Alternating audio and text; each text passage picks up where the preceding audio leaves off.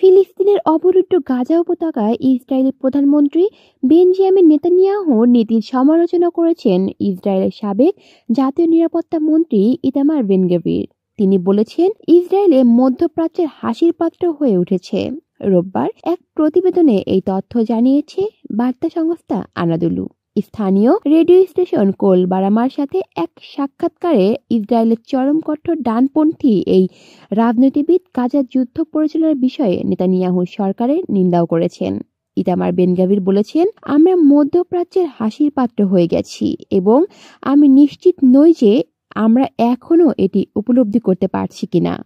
বেন-গভির বলেন, তিনি সরকারের একমাত্র মানুষ যিনি গাজায় মানবিক সহায়তা প্রদানের বিরোধিতা করেছিলেন। তিনি দাবি করেন, তার এই অবস্থান গাজার পরিস্থিতি সম্পূর্ণরূপে পরিবর্তন করতে পারত।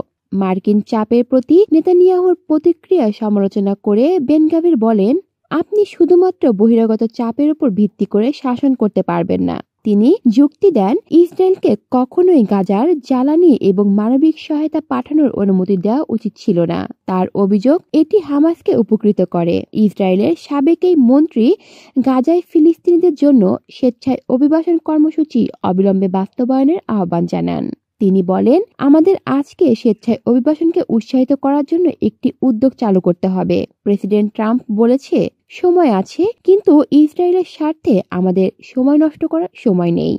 বেন-গভির বলেন, যতক্ষণ না তারা হামাসকে ধ্বংস করার প্রতিশ্রুতি দিচ্ছে ততক্ষণ পর্যন্ত তিনি সরকারে ফিরে আসবেন না।